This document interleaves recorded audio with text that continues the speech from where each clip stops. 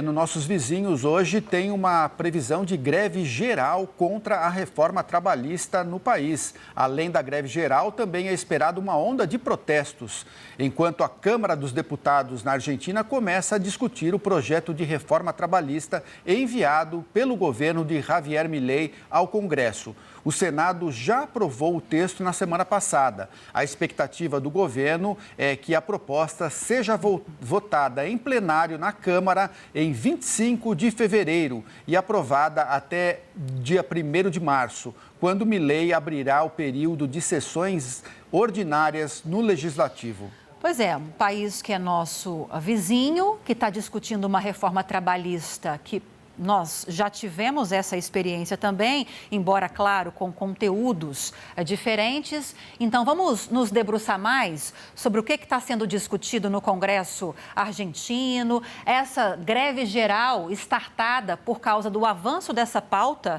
no Congresso Nacional. Paulo Velasco, o professor Paulo Velasco, nos faz companhia, nos ajuda a entender um pouco mais esses cenários. Ele que é professor de Relações Internacionais da Universidade do Estado do Rio de Janeiro. Professor Paulo, bem-vindo ao News Manhã, bom dia. Muito bom dia, é um prazer sempre falar com vocês. Se essa greve geral foi startada em reação ao avanço dessa reforma trabalhista, é porque imaginamos que haja pontos muito sensíveis para o trabalhador. Eu queria entender um pouco mais desses pontos mais polêmicos, o que essa reforma está propondo para o Congresso argentino, que já passou no Senado, agora vai caminhar na Câmara dos Deputados. Vamos colocar primeiro em perspectiva um pouquinho o governo do Milei, né? O Milei, ele assume buscando justamente equilibrar as contas, né, na Argentina, né, promover cortes de gastos, muito particularmente para tentar atrair investimentos, né, para tentar gerar emprego. E nesse sentido, a reforma trabalhista tem um papel central, né, para o seu governo de orientação, né, mais liberal, né, desde o início, né, o Milei, né, tem buscado de fato cortar gastos públicos, né. Um dos pontos mais sensíveis da reforma trabalhista é a flexibilização, né, por exemplo, do período de férias. Né? Então, não seriam mais necessárias, né, os 30 dias de férias, né, consecutivos, poderiam ser fracionados, né, em períodos menores, né, de pelo menos 7 dias. Também uma flexibilização da jornada de trabalho, né, poderia ser elevada de 8 para 12 horas, né, desde que se garantisse, né, um período de descanso semanal mínimo para os trabalhadores. Esse é um outro ponto importante. Né, restringir o direito de greve, né, em determinados setores considerados essenciais, né, garantindo ali que esses serviços não seriam interrompidos completamente, né, e um percentual elevado de trabalhadores, né, teriam que continuar trabalhando. Então, são um conjunto, de fato, de reformas, né, que mexem muito profundamente no que é o direito do trabalho na Argentina, consolidado aí a partir, né, do período do Perón, né, ainda nos anos 40 na Argentina, né, e estabelecido mais definitivamente na década de 70. Né? Então, né, volta, né, pelo menos até os anos 70, desconstruindo, né, muitas garantias trabalhistas, o que preocupa, por óbvio, né, os trabalhadores argentinos, né, e tem provocado reações muito duras, especialmente das centrais sindicais, né, como a Confederação Geral dos Trabalhadores, né, a famosa CGT, né, que é a principal central trabalhista na Argentina. Ô Paulo, que diferença, hein? Enquanto no Brasil a gente está discutindo aqui o fim da escala 6x1, lá eles estão querendo entrar com escala de trabalho de 12 horas por dia, sem banco de horas, redução das multas para demissão, também fim de pagamento de horas extras, né? Como é que você acha que vai se dar essa votação na Câmara? Porque no Senado essa proposta passou bem apertada, né? Qual é o mapa de votação na Câmara? Então, não será uma questão simples, né, ou trivial, né? Embora o Milei ele venha enfrentando nos últimos tempos, né, grandes críticas por parte da sociedade, ele conseguiu costurar uma margem de apoio parlamentar um pouco mais robusta, né? Temos que lembrar, né, que o Milei ele conseguiu, inclusive nas eleições de meio de mandato, né, no ano passado, né, um desempenho bastante positivo, né, na contramão um pouco daquilo que alguns previam, né, ele conseguiu fortalecer em alguma medida a sua base de apoio parlamentar. Mas mesmo assim, né, não serão cadeiras suficientes para, por si só, né, avançarem com tranquilidade essa polêmica e controversa pauta. Ele precisará, né, conquistar e seduzir novos parlamentares para poder avançar, né, mas as previsões é de que é possível, né, sim, né, que esse texto acabe passando pela Câmara de Deputados, né, e possa entrar em vigor como o governo prevê ou deseja ainda no dia 1º de março. Né, daí, né, o desespero, né, de classes de trabalhadores, né, de centrais sindicais, né, mas não será é algo trivial, né? Como você bem lembrou, no Senado o placar já foi apertado, a tendência é que na própria Câmara também assim seja, né? Lembremos sempre, né, que a base peronista ainda é forte na Argentina, né? Apesar do desempenho muito ruim nas últimas presidenciais vencidas pelo Javier Milei, né? Quando pensamos no que é a dimensão parlamentar do peronismo, ainda é uma dimensão muito robusta, muito significativa, e eles, claro, tentarão fazer jogo duro, né, barrando o avanço do projeto. Né? Apesar disso, né, o Milei tem mexido as cartas ali para tentar construir uma base mínima de apoio que permita a ele fazer passar esse texto. Agora, até traçando um paralelo com a nossa realidade aqui, antes de chamá-lo, professor Paulo, eu falei sobre um processo pelo qual nós já passamos recentemente em 2019, que foi a última edição da reforma trabalhista.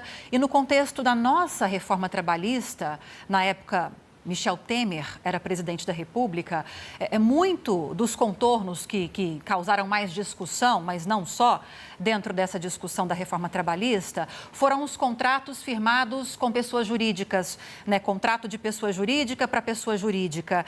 E ainda são regras muito contestadas na Justiça e muitos defendem que haja até uma nova reforma para deixar mais clara a regra em relação a esse tipo de contrato. Existe essa discussão na Argentina? Estamos falando dessa preocupação também agora nessa reforma que está em discussão ou não? Esse não é um dos pontos mais sensíveis na Argentina, né? A chamada pejotização, né, do trabalhador, né? No Brasil isso é muito claro, algumas categorias, sobretudo, né, de fato vivem essa realidade no Brasil, que desmonta muitas das garantias, né? Quando o trabalhador, em vez de se pautar, né, por um contrato via CLT, se pauta por um contrato via PJ, né, ele não goza, por exemplo, né, do período de férias, né, não tem direito a 13º salário. Né? Na Argentina o caminho tem sido um pouco diferente, né? Mas o que preocupa, por exemplo, na Argentina é o desmonte, por exemplo, das negociações coletivas, né? Então, né, poderiam ser feitas por grupos menores, diretamente com o patrão, né, o que reduz, claro, o poder de barganha dos trabalhadores. Né? A gente sabe que a negociação coletiva, ela é sempre algo que permite aos trabalhadores garantirem melhores e maiores direitos, né? Porque negociam de maneira mais ampla e em conjunto. Isso mudaria na reforma trabalhista argentina. Né, como foi bem lembrado por vocês, a mudança no período de horas de trabalho, né, a redução da indenização, né, para demissões, né, ali o centro do debate não está tanto na questão da pejotização, né, em outros pontos, mas que igualmente, né, afetam os interesses dos trabalhadores, né, e podem, por óbvio, né, reduzir os seus direitos. Né. Tudo isso numa linha, né, que a gente pode pensar, né, mais ampla e global, né, em que se busca se beneficiar, né, o setor corporativo, o empresário e a empresa em detrimento dos trabalhadores, né, sob a falácia de ampliar a competitividade, né, buscar atrair investimentos. Essa é a retórica, né, muitas vezes simplista que é usada, né, mas que na prática significa, né, um prejuízo à classe trabalhadora, né, um empobrecimento da população. Né. Na Argentina, aliás, né, desde que o Milei assumiu, né, isso tem sido também uma realidade, né, o empobrecimento da população argentina, né, à custa de corte de benefícios sociais, de corte de apoio do Estado, né, tudo isso em nome de uma redução de gastos, né, que busca beneficiar o setor corporativo, melhorar o ambiente de negócios, melhorar a situação para o empresariado, né, mas pagando-se um preço muito alto. A reforma trabalhista temos que colocar, né, nesse contexto, seria mais um avanço nessa direção. A gente está falando aqui de uma greve geral na Argentina, né, professor Paulo e Lívia? Há quanto tempo a gente não ouve falar disso no Brasil, em greve geral aqui? Há muito tempo a gente não ouve falar. Eu queria, professor Paulo, ouvi-lo, a sua opinião a respeito da economia da Argentina, né? Porque o Milei, ele conseguiu déficit zero, conseguiu um superávit fiscal já 2 anos seguidos, conseguiu derrubar a inflação de 200% ao ano para a casa dos 30% no ano passado. Mas, por outro lado, a pobreza atingiu 52% da população. Qual a sua avaliação, professor Paulo, sobre o governo Milei? Então, é uma gestão que, desde o início, deixou muito claro qual era o seu objetivo principal. Né? O objetivo seria cortar gastos públicos, né, cortar benefícios sociais, né, para buscar equilibrar as contas. Né? O Milei sempre se referiu de maneira muito pejorativa, por exemplo, à classe política, ao próprio Estado argentino, né? Ele chama os políticos de casta, né? E se elegeu com base nisso, né? Dizendo que seria preciso cortar, né? E por isso a figura da motosserra, né? E ele vem cortando, de fato, benefícios sociais, né, vem cortando, né, amparo e direitos da população argentina, né, agora a ideia é cortar, né, direitos trabalhistas. Né, então, podemos acusar o Milei de muita coisa, mas menos de estelionato eleitoral, porque não escondeu suas intenções não escondeu, né, o que buscaria fazer e tem feito, né, mas causando, claro, prejuízos, reitero, né, muito severos para a população argentina. Né? Lembremos que a Argentina é o principal parceiro comercial do Brasil na América Latina, o terceiro maior parceiro do Brasil no mundo, então é um país que muito nos interessa. Né? E quando pensamos que mais da metade da população argentina, né, está abaixo da linha da pobreza, isso é algo muito preocupante, né? E o que piora tudo é que está abaixo da linha da pobreza e sem as garantias e o apoio, né, que tinha do Estado até bem pouco tempo, né?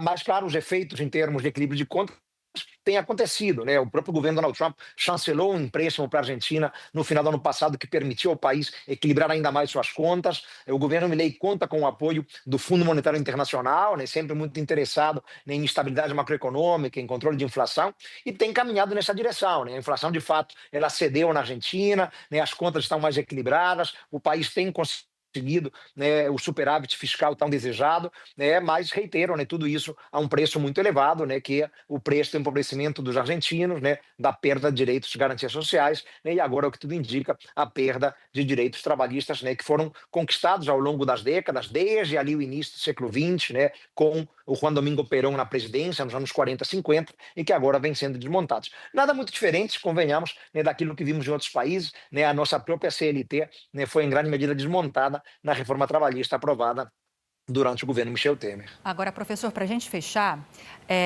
não dá para falar, pelo menos eu considero que não dá para falar, que não dê para a gente falar em sucesso na economia, quando a gente traz um indicador como esse que o Lúcio trouxe, do custo dessas reformas, dessas medidas, representar pobreza predominando em mais de 50% da população. Mas vamos dizer, então, que essas medidas de Milei trouxeram bons indicadores econômicos. Vamos colocar dessa forma para a Argentina. O quanto o apoio dos Estados Unidos, do presidente Donald Trump, foi decisivo ou influenciou na condução dessas políticas e para que chegássemos a esses resultados? Lívia, o Milei ele assume a presidência ainda na era Biden, né? Só nesse último ano, no ano passado, é que tivemos ali o Milei na Casa Branca coincidindo com o Milei, e podemos dizer que houve um impacto positivo importante, né? A gente sabe como o Milei admira o Donald Trump, né? Como o Milei se coloca inclusive numa postura de certa subserviência ao Donald Trump, né, reverberando muito da retórica trumpista aqui na América do Sul, mas do ponto de vista prático, né, o Milei conseguiu de fato negociar com os Estados Unidos, né, um apoio, né, a um empréstimo de que a Argentina precisava para conseguir equilibrar melhor as suas contas, né? Então isso foi algo importante, né, e podemos dizer que serve de exemplo inclusive para outras lideranças sul-americanas e latino-americanas, né, que podem buscar convergir com Donald Trump ou submeter-se aos interesses e anseios e caprichos trumpistas, né, para, em troca, né, obterem alguma forma de apoio do presidente norte-americano para a economia do país. Né? Quando olhamos para o nosso entorno, vemos muitos países, né, da realidade latino-americana e, em particular, da América do Sul, vivendo desafios macroeconômicos, né, e isso pode justamente facilitar a chegada ao poder, como tem acontecido, de lideranças mais de direita ou de ultradireita, né, com uma retórica muito próxima à de Trump. Eu não diria que Trump é a causa, né, da estabilização da economia argentina, né, que vem sendo conseguida ou buscada pelo Milei, mas certamente ajudou, especialmente no ano passado, né, a apoiar e chancelar, né, a tomada de um empréstimo pela Argentina, que era fundamental, né, para o país manter o equilíbrio das contas. A gente agradece muito aqui a participação, então, do professor Paulo Velasco. Ele é professor de Relações Internacionais da Universidade Estadual do Rio de Janeiro, comentando aqui a economia argentina e também a greve geral que está tomando conta hoje do nosso país aqui vizinho, já com cancelamento de voos. Muito obrigado, professor. Um bom dia para o senhor.